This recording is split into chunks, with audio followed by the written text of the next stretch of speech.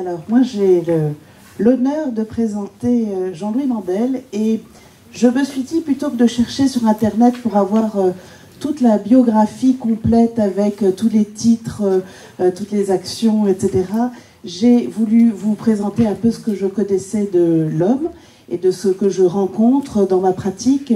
Alors, j'ai une double casquette, je dirais, associative et chercheuse, et donc c'est du côté associatif que je vais tirer un petit peu mes avis, le regard que j'ai sur Jean-Louis. Jean-Louis est quelqu'un qui a beaucoup travaillé dans le domaine de la génétique, et notamment, je dirais, dans ce travail, dans une quête de diagnostic.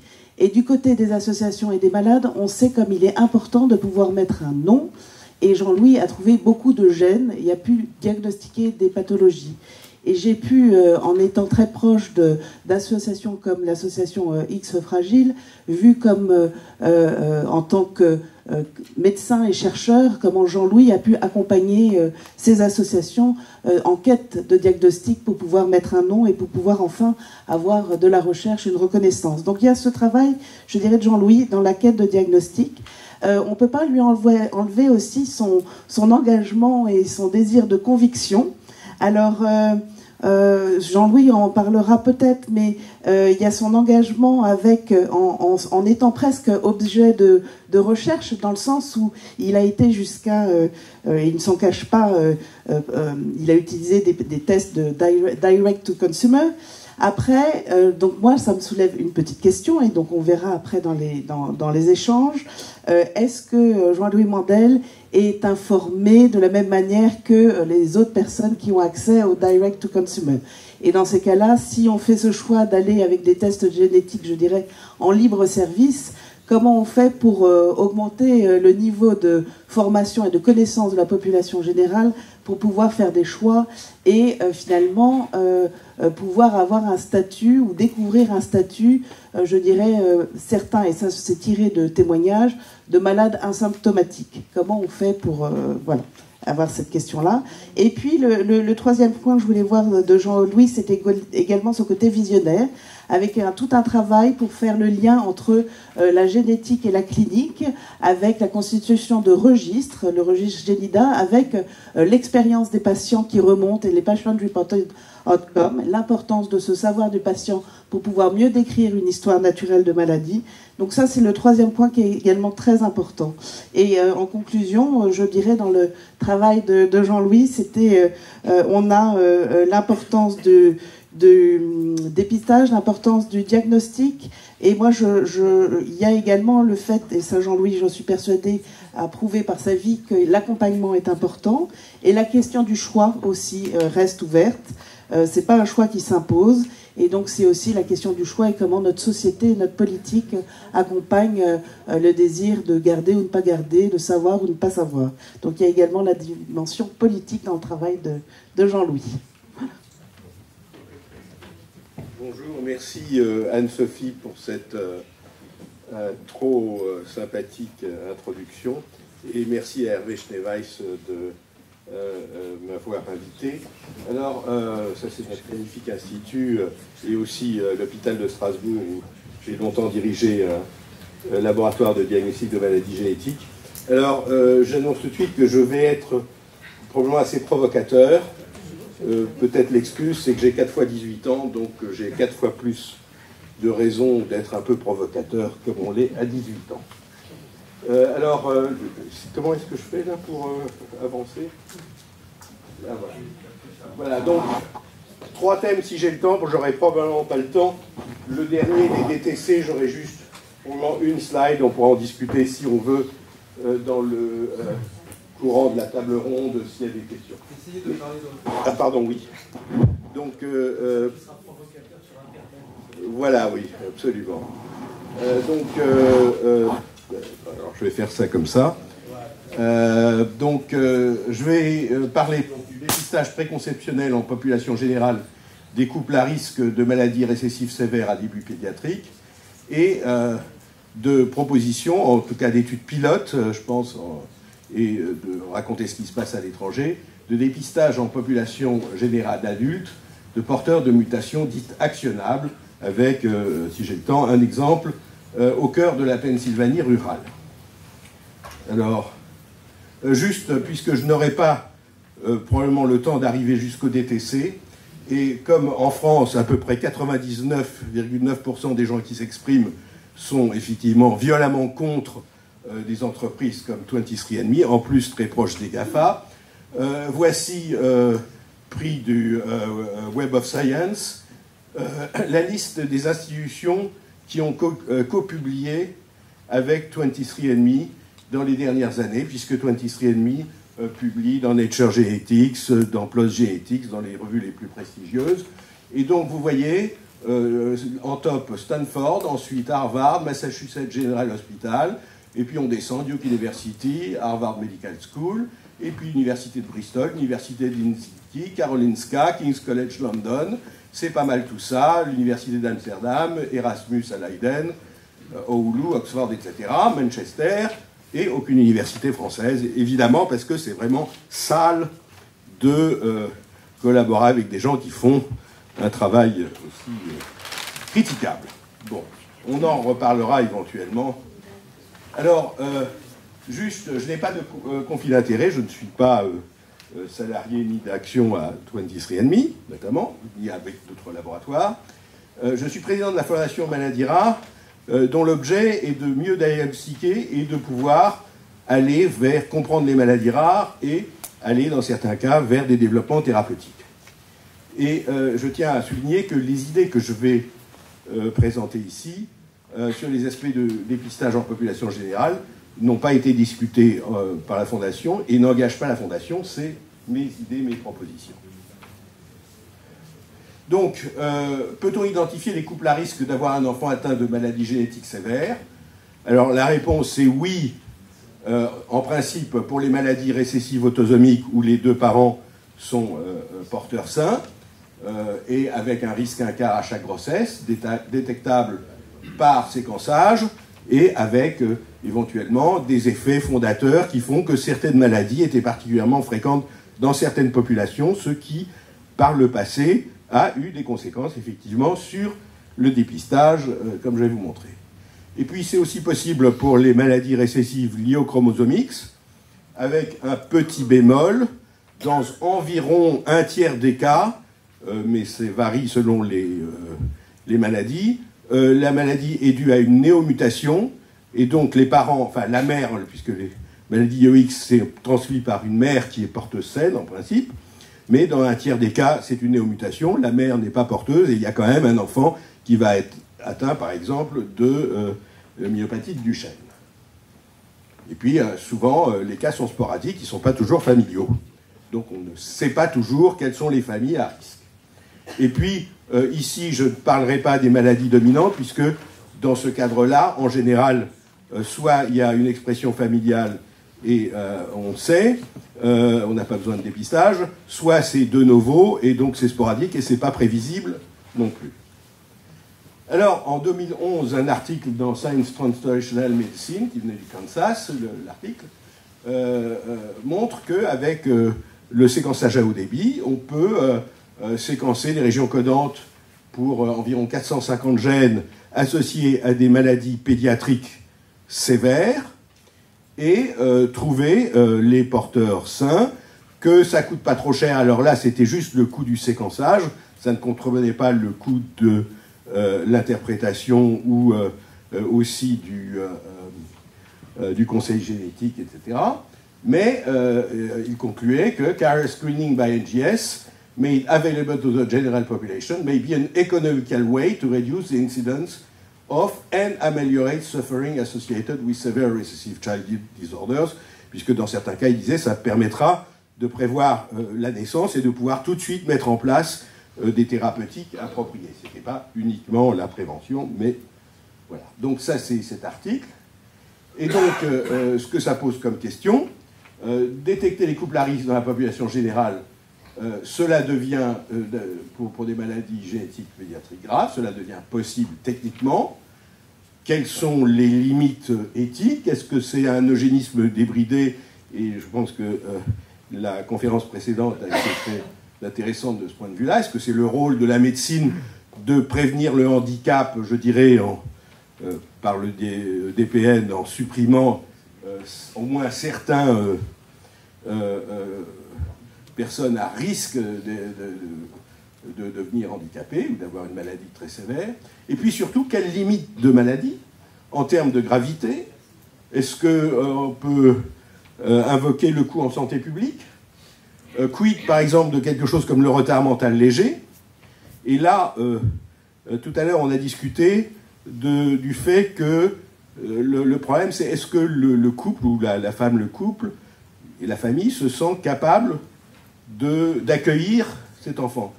Et le problème, c'est aussi, est-ce que la société accueille, et non seulement accueille les enfants, mais accueille les adultes que ces enfants devront devenir? Parce que quand on regarde la hantise des familles, c'est qu'est-ce qu'ils vont devenir quand ils seront adultes, quand nous serons plus âgés ou quand nous ne serons plus là.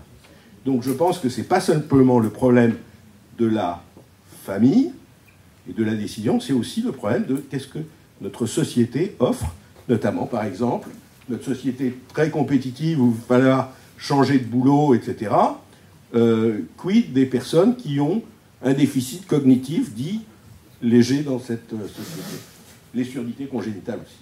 Donc, des limites, si on allait vers ça, financières, puisqu'il y a 800 000 couples par an en France qui font des enfants, donc si on se dit le nombre de couples qui ont une idée de procréation dans les 3 ou 4 ans à venir, c'est 3 à 4 millions de couples. Donc, si on fait un test à 1 000 € par couple, multiplié par 3 millions, ça fait 3 milliards d'euros. C'est assez important. Et puis, des limites liées aux connaissances insuffisantes. Quid quand on trouve un variant of unknown significance? Est-ce qu'on le dit, on ne le dit pas? Qu'est-ce qu'on en fait? Donc, c'est pas simple. Alors, juste parce que c'est quand même pas très connu en France, je trouve, ce qui s'est fait à l'étranger, eh bien, ça fait depuis 40 ans que dans plusieurs pays méditerranéens, maintenant, ça s'est étendu aux pays du Moyen-Orient, mais il y a eu un dépistage systématique dans la population générale des porteurs sains pour les bêta-thalassémies, et dans la population juive ashkénaze aux États-Unis, Canada et en Israël, notamment, des personnes à risque, des couples à risque d'avoir des enfants atteints au départ d'une maladie neurologique extrêmement sévère qui était la maladie de Tay-Sachs.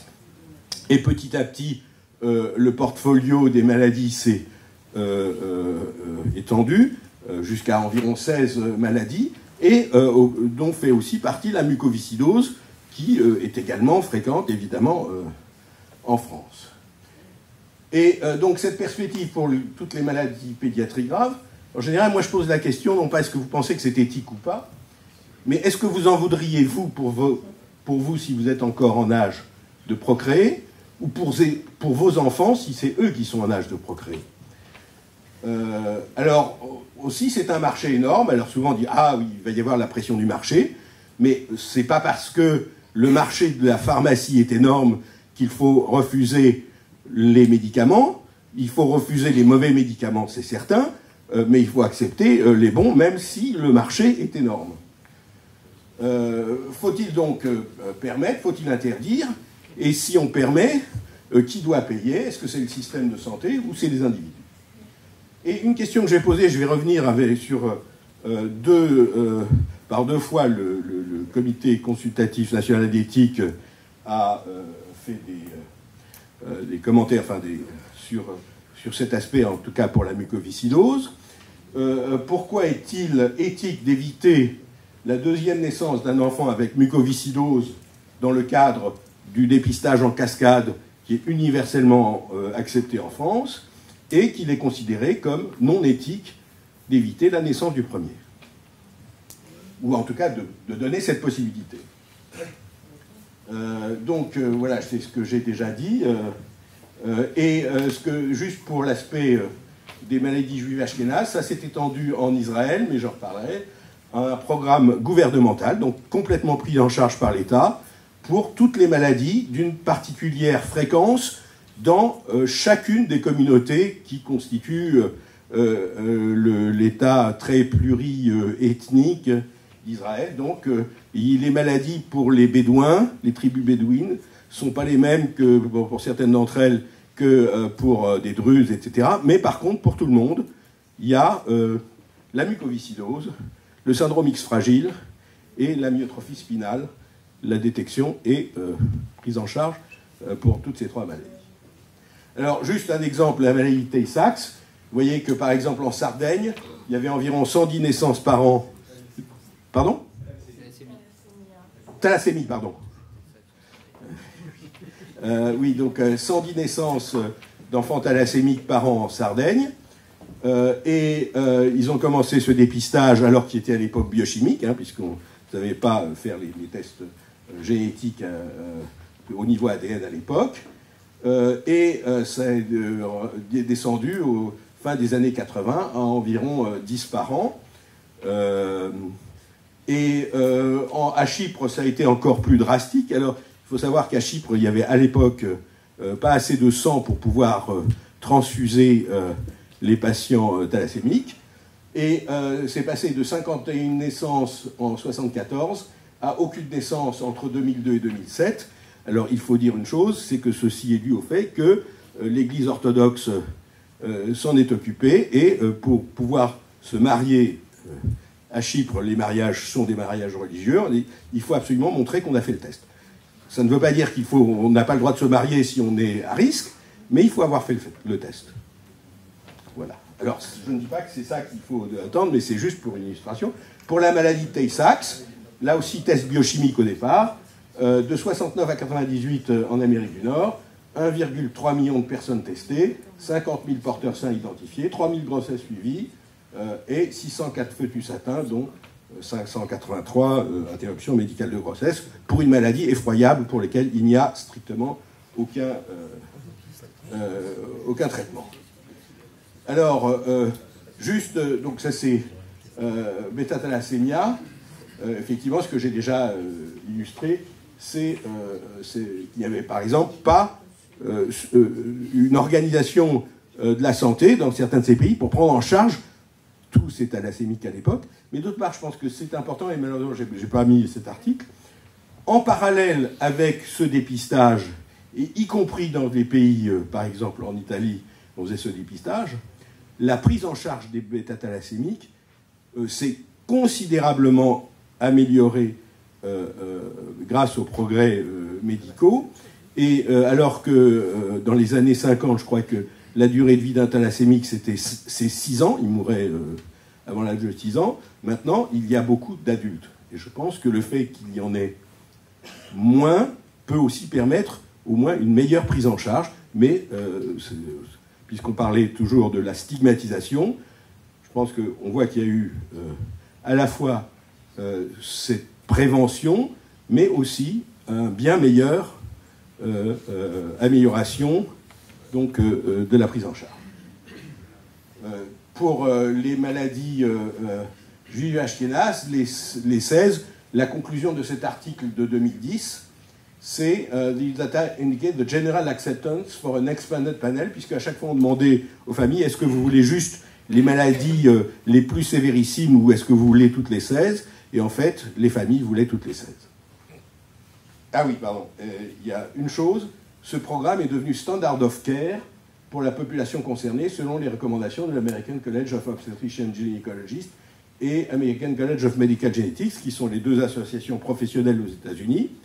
Ce qui veut dire que si par exemple, et on va en revoir ça, c'est la même chose pour la mucoviscidose, si le médecin, par exemple le gynécologue, qui est face à une femme qui décide d'arrêter la pilule parce qu'elle veut avoir un enfant, s'il ne lui propose pas le test et qu'ensuite elle a un enfant atteint, elle pourrait se recoudrer contre lui, puisque le standard of care, c'est de le proposer. Ça ne veut pas dire d'obliger, mais c'est de le proposer.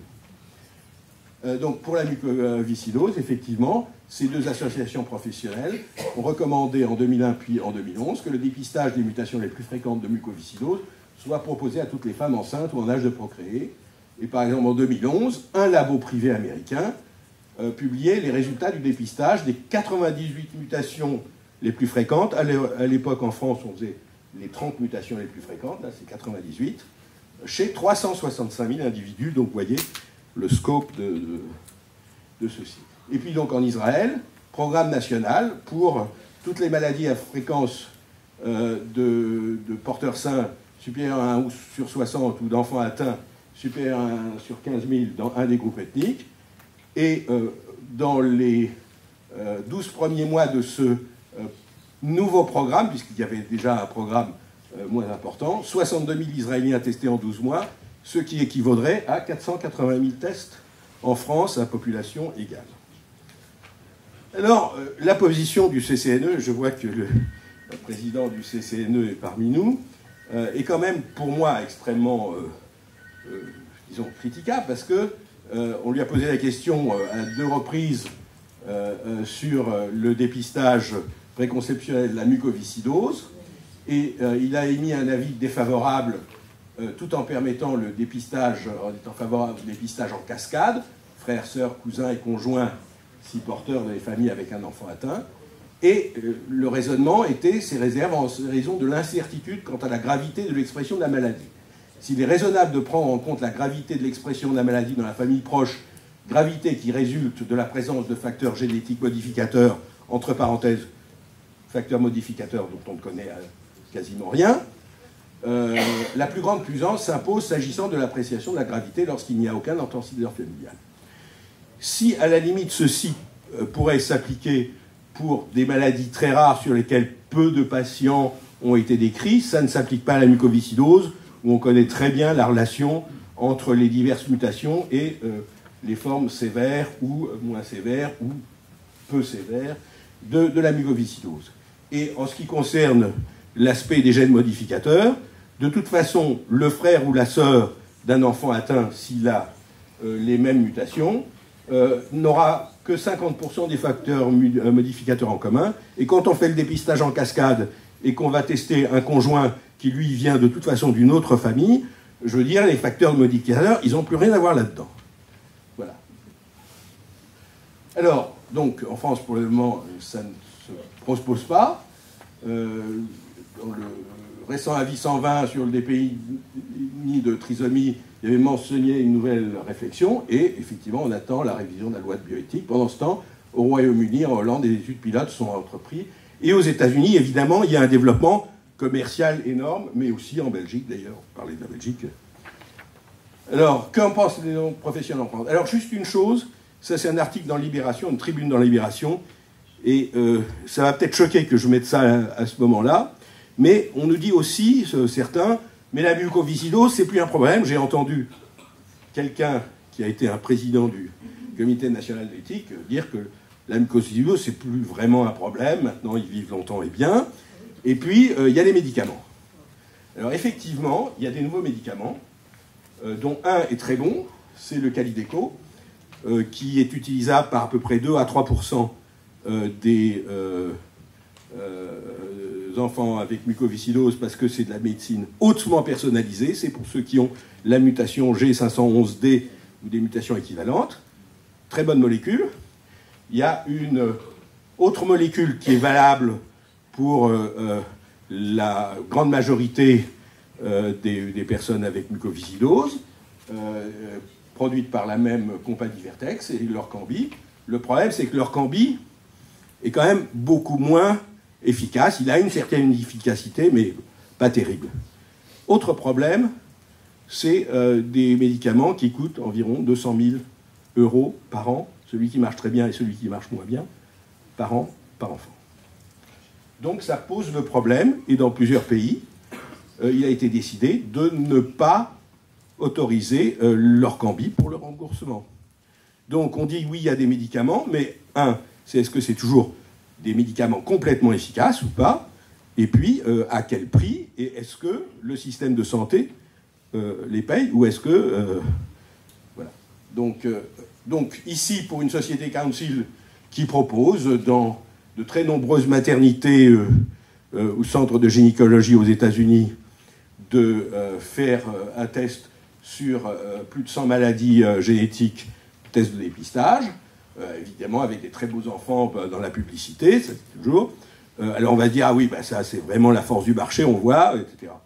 Mais d'autre part, c'est des gens très sérieux qui publient dans le Journal of American Medical Association, qui est un excellent journal médical, est basé sur une analyse de 350 000 personnes qui n'avaient pas d'antécédents de maladies génétiques ou pas de facteurs de risque, pas de consanguinité, parce qu'ils en avaient plus au départ, mais 350 000, et dont 38 000 ont déjà été faits par la nouvelle technique de séquençage à haut débit, plus des tests séparés pour l'amyotrophie spinale et l'X fragile. Et ce que ça montre, c'est qu'une fois qu'on augmente le panel à une centaine de gènes, les différences de fréquence entre populations, parce qu'avant on pouvait se dire que oui, si on est juif ashkénaze, on a un risque élevé, et effectivement avec le panel des 16 maladies juives ashkénazes, et qui ne va détecter rien chez des personnes qui ne sont pas de cette origine populationnelle. La même chose pour les thalassémies, voilà. Mais quand on commence à analyser une centaine de maladies, ce qu'on trouve, c'est que le risque devient assez similaire entre les hispaniques, les mixed Caucasian, comme ils disent, les Africains ou les juifs ashkénazes, parce que finalement, on est tous à risque, quelles que soient les populations, pour diverses maladies. Voilà. Et puis, il y en a même, Good Start, qui vendent sur Amazon, mais sur prescription médicale. Alors, qu'est-ce qu'en pense la population? Parce que je crois que c'est important de demander. Alors, nous, on a demandé à la fois des professionnels, mais à 1400 ou près de 1500 étudiants, toutes facultés confondues à Strasbourg, c'est-à-dire des facultés sciences humaines et sociales, pharmacie, droit, etc. Et vous voyez donc 1470 réponses. Il y avait plus de femmes que d'hommes dans les étudiants, un âge médian de 21 ans.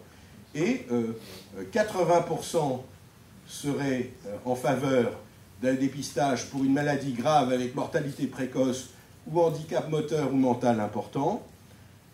Ça descend à 60% pour une maladie grave avec traitement efficace, si on avait parlé par exemple de l'hémophilie. Et ça descend encore un peu, mais pas trop, pour une affection affectant la qualité de vie. Et on avait pensé à, par exemple, la surdité, qui est un problème éthique difficile, et le nanisme. On a entendu parler de ce philosophe qui apparemment est atteint de nanisme. Voilà. Alors, ceux qui sont les plus réticents, en fait, c'est les professionnels de l'Association nationale des praticiens en génétique moléculaire. Mais eux, leur âge, ils ont déjà fini leur période de reproduction. Quand on regarde les conseillers en génétique qui ont un âge moyen de 30 ans, ils ressemblent pas mal, un peu moins, voilà, aux étudiants tout venant. Voilà, et donc j'ai milité depuis longtemps dans la préparation du PNMR3 pour la nécessité des études pilotes en France, pour évaluer la demande et l'acceptabilité de tests, la manière de les expliquer à la population et aux couples, parce que je pense qu'il ne s'agit pas uniquement de faire une explication couple par couple, mais il faut faire une information vers la population générale, une éducation. Quelles sont les conséquences sur le couple à risque? Alors on peut se dire qu'on a déjà les données qui sont dans d'autres pays, mais on va nous dire, mais en France, on n'est pas tout à fait comme aux États-Unis, comme en Israël, etc. Donc voilà. Évaluer, et ça c'est très important, les aspects d'efficacité économique, si on veut, ou si on propose que ça soit, à terme, pris en charge par l'État. D'ailleurs, la décision de la HAS en 2017 pour le DPNI n'était pas une décision de la CNAM, de la Sécurité sociale. Donc en fait, il est pris en charge dans certains hôpitaux quand l'hôpital décide de mettre de l'argent, et dans d'autres hôpitaux, il n'est pas pris en charge, donc il y a une inégalité complète dans ce domaine. Et puis, évaluer les aspects d'interprétation, ce qu'on nous sort toujours, mais qu'est-ce que vous allez faire des VUS, etc.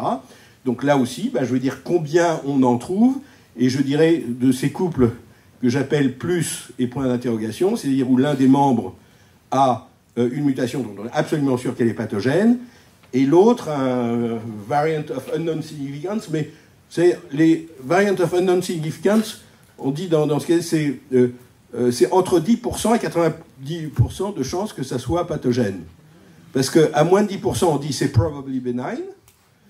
À plus de 90%, on dit que c'est probably pathogène. Quand c'est 100%, on dit que c'est pathogénique. Mais entre 10 et 90, alors, c'est 10 et 90 au flair. Mais enfin, de temps en temps, dans les labos, on se dit, celui-là, est-ce que je le mets en likely pathogénique, mais je ne suis pas tout à fait sûr, donc voilà. Donc, combien de fois on trouve ces choses-là? Donner des arguments pour faire évaluer la législation, et je crois que j'ai pas mis... voilà. Et aussi, je propose, ça c'est la préparation de cette étude, j'avais proposé ça au PNMR 3, mais après moulinage, notamment par la DGS, ça a disparu. En optionnel, dépistage de mutations dans des gènes actionnables à début adulte pour chaque membre du couple. Alors j'en viens au dépistage en population générale des mutations dans les gènes actionnables. Et juste, je m'excuse de revenir sur un avis récent du CCNE, avis sur l'application du séquençage à haut débit, où dans ce document de 83 pages, on trouve 116 fois le mot risque, 20 fois le mot discrimination, 7 fois le mot danger, et notamment, par exemple, le risque de danger, c'est le glissement d'une analyse ciblée sur une maladie en réponse à un symptôme à une analyse ciblée sur l'individu en bonne santé, prescrite sans hypothèse diagnostique pour dépister un risque encouru par l'individu dans le cadre de l'amélioration de son bien-être. On risque de sortir du cadre médical et d'aboutir à une situation où c'est la société qui impose une norme. Et moi, je réponds à ça qu'à ce moment-là, il faut aussi interdire, hors d'un contrôle médical strict, l'utilisation de la balance, parce que quand vous êtes en surpoids, ou surtout quand vous êtes obèse, ça prédit que vous avez des risques de maladies cardiovasculaires, de diabète, etc. C'est vraiment pas bien et on pourrait vous imposer des choses. Et d'autre part, et encore plus important, le nombre de jeunes femmes qui meurent chaque année, parce que la balance leur dit qu'il faudrait quand même qu'elles perdent encore quelques kilos. Et vous savez, le problème de l'anorexie, notamment chez les jeunes femmes. Donc ma conclusion, c'est effectivement, et ça c'est, le kantisme a les mains pures, mais il n'a pas de mains, et nous, nos mains calleuses, nos mains noueuses, nos mains pécheresses, nous avons quelquefois les mains pleines. Bon, je reviendrai peut-être ou pas sur le DTC. Donc, découverte fortuite, incidental finding, dire ou ne pas dire, et la question que je vais poser, y aurait-il une utilité de dépister systématiquement le cas des gènes BRCA1, BRCA2, ou, par exemple, les gènes d'hypercholestérolémie familiale. Alors, effectivement, les incidental findings, moi je donne souvent cet exemple. On fait un exome parce qu'il y a un enfant de 10 ans, un garçon, qui a une déficience intellectuelle. Si on regarde les autres gènes dans l'exome, on s'aperçoit qu'il a une mutation BRCA1. C'est un garçon, une mutation BRCA1, peut-être que ça augmente un petit peu ses risques de cancer, mais enfin, c'est pas vraiment un problème. Sauf que cette mutation, elle lui vient de quelqu'un. Et si on fait un exome en trio, ce qu'en général on essaye de faire pour des raisons de simplification de l'interprétation, on va s'apercevoir que la mutation BRCA1 est chez la mère. Donc on a fait un test diagnostique chez un enfant, mais ce qui pourrait être intéressant, c'est finalement pour un des parents. Donc que dire, ne pas la chercher, ne pas proposer, etc. Et donc l'American College of Medical Genetics, je dois arrêter là ou j'ai encore 5 minutes, 3 minutes? Allez, 2 ou 3 minutes. L'ACMG a finalement recommandé que pour 56 gènes qui étaient actionnables, c'est surtout des gènes cancer et gènes maladies cardiovasculaires, mais aussi hypercholestérolémie, c'est des gènes actionnables, c'est-à-dire que si on sait à l'avance, avant qu'il y ait eu diagnostic de la maladie correspondante, ou au moins avant, ou même avant qu'il y ait eu des signes évidents, que ceci peut permettre un diagnostic plus précoce des mesures préventives qui vont changer le cours de la maladie. C'est-à-dire qu'il y a vraiment une action, et une action positive pour la personne.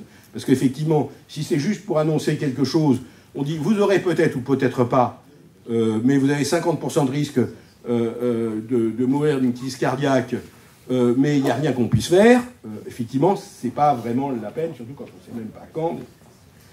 Donc, la CMG, donc des gènes de cancer, des gènes cardiovasculaires.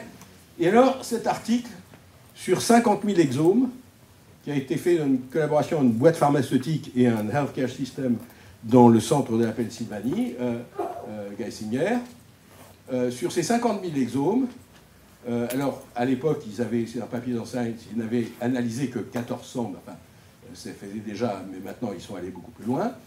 Ils ont trouvé qu'il y avait environ 3,5% des gens dans la population générale qui ont une mutation actionnable.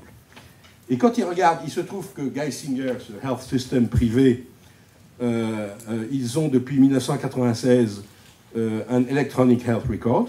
Donc ils savent exactement quelle est l'histoire, quels sont des problèmes médicaux qu'ont ces gens, de leurs tests de cholestérol, etc.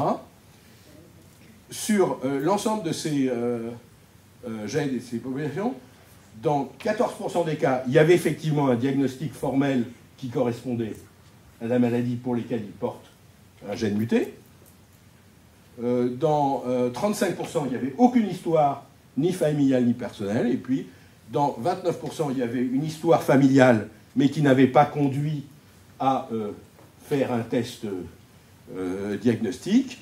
Ou dans 29%, une histoire personnelle suggestive, mais qui là aussi n'avait pas conduit à faire le diagnostic. Et donc, alors, à l'heure actuelle, on dit si on fait un exome en test diagnostic, si on trouve des mutations dans un gène actionnable, en principe, on suggère que c'est bon d'aller les chercher et de le dire à la personne s'il y a eu un consentement au départ, acceptant ça. Mais si on pense que c'est utile pour les gens qui, parce qu'ils ont un enfant avec une déficience intellectuelle, ont eu la chance de bénéficier, comme on dit, d'un exome, si c'est utile pour eux, est-ce que c'est pas utile pour les gens dans la population générale, hein? De deux choses une, soit de trouver une mutation BRCA1 dans le cas d'un exome pour un problème médical quelconque, on se dit, voilà, c'est vraiment intéressant à dire à la personne parce qu'il y a des actions possibles de prévention, pourquoi pas le rendre possible dans la population générale. Et en fait, Marie-Claire King a montré dans des études que 50% des femmes qui sont porteuses de mutations BRCA1, BRCA2 n'ont pas d'histoire familiale qui justifie de faire un test de recherche de mutation. Donc elles sont loupées dans les procédures actuelles. Or, on sait que l'ovariectomie à 40 ans protège du cancer de l'ovaire et diminuerait de 50% par diminution de la pression estrogénique le risque du cancer du sein. Et puis, la surveillance pour le cancer du sein et la possibilité de thérapie ciblée, notamment par les nouveaux médicaments anti-PARP qui viennent déjà sur le marché. Donc il n'y a pas que la mastectomie, parce qu'effectivement, on peut se dire, une jeune femme de 35 ans à qui on dit vous avez une mutation BRCA1 qui vous donne un risque d'avoir un cancer du sein de 80% avant 75 ans, mais sans qu'on sache si vous l'aurez à 40 ans, 50 ans, 60 ans, ou peut-être pas du tout, la mastectomie bilatérale, c'est effectivement quelque chose d'extrêmement drastique. Mais il n'y a pas que ça comme actionnabilité. Voilà, ça c'est les risques. Et pour le dépistage de la mutation de l'hypercholestérolémie familiale, l'étude de Geisinger, c'est une personne sur 250, c'est basé là aussi sur les 50 000 exomes dans leur population, 1 sur 250, et je reviendrai juste sur... Parce que je me suis dit, quand j'avais lu ça, mais est-ce que finalement c'est quand même plus cher que de faire un simple test de cholestérol, à quoi ça sert? Et la réponse, elle est là, c'est que pour un cholestérol donné au tenté, le fait d'avoir ou de ne pas avoir une mutation d'hypercholestérolémie familiale multiplie, le fait d'avoir multiplie le risque de maladie coronarienne par un facteur de 4. Hein, c'est-à-dire que, vous voyez, si vous prenez par exemple les gens qui ont entre 190 et 220 mg par décilitre de cholestérol, s'ils n'ont pas de mutation FH, le risque par rapport à la population générale, le odds ratio, le risque additionnel de coronary artery disease, c'est multiplié par 5. S'ils ont une mutation, c'est multiplié par 17. L'explication, c'est tout simplement quand on fait un test chez quelqu'un de 45 ans de cholestérol augmenté, ça ne veut pas dire qu'à 15 ans, 20 ans, 25 ans, il y avait déjà du cholestérol augmenté. Tandis que quelqu'un qui a une hypercholémie familiale, on sait que c'est dès l'enfance que ça commence à s'accumuler dans les artères. Je crois que je vais m'arrêter là, je vous remercie. Merci.